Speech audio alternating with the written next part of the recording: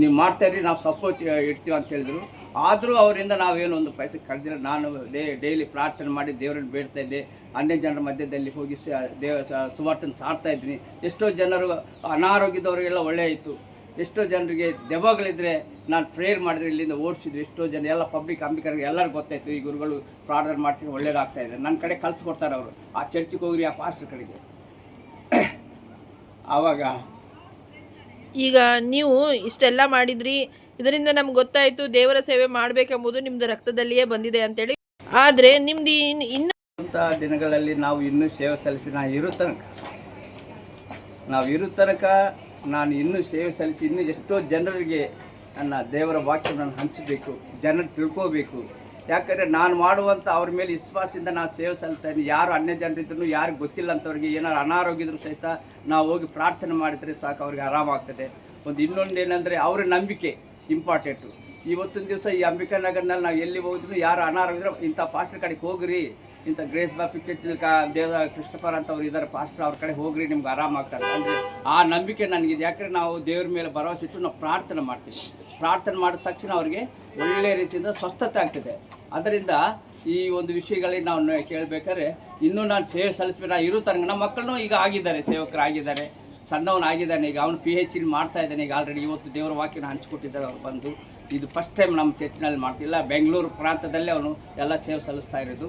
ಅದರಿಂದ ದಯವಿಟ್ಟು ನಾನು ನನ್ನ ಮನಸ್ಸಿನಲ್ಲಿ ಏನಂದರೆ ದೇವರ ಮಗನಾಗೇ ನಾನು ಒಳ್ಳೆ ನಂಬಿಕಸ್ಥನಾಗಿ ಎಲ್ಲರಿಗೂ ಒಳ್ಳೇದು ಮಾಡಬೇಕು, ಮಾಡಿ ಒಳ್ಳೆಯ ಹೆಸರು ತಗೋಬೇಕಂತ ನನ್ನ ಮನಸ್ಸಿದೆ. ಧನ್ಯವಾದಗಳು ಸರ್. ಇಷ್ಟೊತ್ತು ನಮ್ಮ ಜೊತೆಗೆ ಮಾತಾಡಿದ್ರಿ ನೀವು ಇಷ್ಟು ಚೆನ್ನಾಗಿ. ನಿಮ್ಮ ಪ್ರೇಯರ್ ಅದು ಸಫಲವಾಗಲಿ, ತಮ್ಮ ಪ್ರಾರ್ಥನೆಯಿಂದ ದೇಶದಲ್ಲಿ ಶಾಂತಿ ಸುವ್ಯವಸ್ಥೆ ಇರಲಿ ಅಂತ ಹೇಳ್ತಾ ನನ್ನ ಈ ಒಂದು ಮಾತನ್ನು ಮುಗಿಸ್ತೀನಿ. Thank you. ದಿನಗಳಲ್ಲಿ ನಾವು ಇನ್ನೂ ಸೇವೆ ಸಲ್ಲಿಸಿ ನಾವು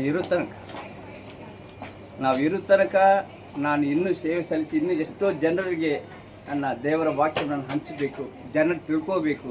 ಯಾಕಂದರೆ ನಾನು ಮಾಡುವಂಥ ಅವ್ರ ಮೇಲೆ ವಿಶ್ವಾಸದಿಂದ ನಾನು ಸೇವೆ ಸಲ್ತಾಯಿದ್ದೀನಿ. ಯಾರು ಅನ್ಯ ಜನರಿದ್ರು, ಯಾರಿಗೆ ಗೊತ್ತಿಲ್ಲ ಅಂಥವ್ರಿಗೆ ಏನಾರು ಅನಾರೋಗ್ಯದ್ರು ಸಹಿತ ನಾವು ಹೋಗಿ ಪ್ರಾರ್ಥನೆ ಮಾಡಿದರೆ ಸಾಕು, ಅವ್ರಿಗೆ ಆರಾಮಾಗ್ತದೆ. ಇನ್ನೊಂದು ಏನಂದರೆ ಅವರ ನಂಬಿಕೆ ಇಂಪಾರ್ಟೆಂಟು. ಇವತ್ತೊಂದು ದಿವಸ ಈ ಅಂಬಿಕಾನಗರ್ನಲ್ಲಿ ನಾವು ಎಲ್ಲಿ ಹೋಗಿದ್ರು ಯಾರು ಅನಾರೋಗ್ಯ ಇಂಥ ಪಾಸ್ಟರ್ ಕಡೆಗೆ ಹೋಗ್ರಿ, ಇಂಥ ಗ್ರೇಸ್ ಬಾಪ್ಟಿಸ್ಟ್ ಚರ್ಚ್ ದೇವ ಕ್ರಿಸ್ಟಫರ್ ಅಂತವ್ರು ಇದ್ದಾರೆ ಪಾಸ್ಟರ್, ಅವ್ರ ಕಡೆ ಹೋಗ್ರಿ, ನಿಮ್ಗೆ ಆರಾಮಾಗ್ತಾರೆ ಅಂದರೆ ಆ ನಂಬಿಕೆ ನನಗಿದೆ. ಯಾಕಂದರೆ ನಾವು ದೇವ್ರ ಮೇಲೆ ಭರವಸೆ ಇಟ್ಟು ನಾವು ಪ್ರಾರ್ಥನೆ ಮಾಡ್ತೀವಿ. ಪ್ರಾರ್ಥನೆ ಮಾಡಿದ ತಕ್ಷಣ ಅವ್ರಿಗೆ ಒಳ್ಳೆಯ ರೀತಿಯಿಂದ ಸ್ವಸ್ಥತೆ ಆಗ್ತದೆ. ಅದರಿಂದ ಈ ಒಂದು ವಿಷಯಗಳಿಗೆ ನಾವು ಕೇಳಬೇಕಾದ್ರೆ ಇನ್ನೂ ನಾನು ಸೇವೆ ಸಲ್ಲಿಸ್ಬೇಕು. ನಾನು ಇರೋ ತನಕ ನಮ್ಮ ಮಕ್ಕಳನ್ನೂ ಈಗ ಆಗಿದ್ದಾರೆ, ಸೇವಕರಾಗಿದ್ದಾರೆ. ಸಣ್ಣವನಾಗಿದ್ದಾನೆ ಈಗ, ಅವನು PhD ಮಾಡ್ತಾ ಇದ್ದಾನೆ ಈಗ ಆಲ್ರೆಡಿ. ಇವತ್ತು ದೇವರ ವಾಕ್ಯನ ಹಂಚ್ಕೊಟ್ಟಿದ್ದಾರೆ ಅವ್ರು ಬಂದು. ಇದು ಫಸ್ಟ್ ಟೈಮ್ ನಮ್ಮ ಚರ್ಚಿನಲ್ಲಿ ಮಾಡ್ತಿಲ್ಲ, ಬೆಂಗಳೂರು ಪ್ರಾಂತದಲ್ಲೇ ಅವನು ಎಲ್ಲ ಸೇವೆ ಸಲ್ಲಿಸ್ತಾ ಇರೋದು. ಅದರಿಂದ ದಯವಿಟ್ಟು ನಾನು ನನ್ನ ಮನಸ್ಸಿನಲ್ಲಿ ಏನಂದರೆ ದೇವರ ಮಗನಾಗೇ ನಾನು ಒಳ್ಳೆ ನಂಬಿಕಸ್ಥನಾಗಿ ಎಲ್ಲರಿಗೂ ಒಳ್ಳೇದು ಮಾಡಬೇಕು, ಮಾಡಿ ಒಳ್ಳೆಯ ಹೆಸರು ತಗೋಬೇಕಂತ ನನ್ನ ಮನಸ್ಸಿದೆ. ಧನ್ಯವಾದಗಳು ಸರ್. ಇಷ್ಟೊತ್ತು ನಮ್ಮ ಜೊತೆಗೆ ಮಾತಾಡಿದ್ರಿ ನೀವು ಇಷ್ಟು ಚೆನ್ನಾಗಿ.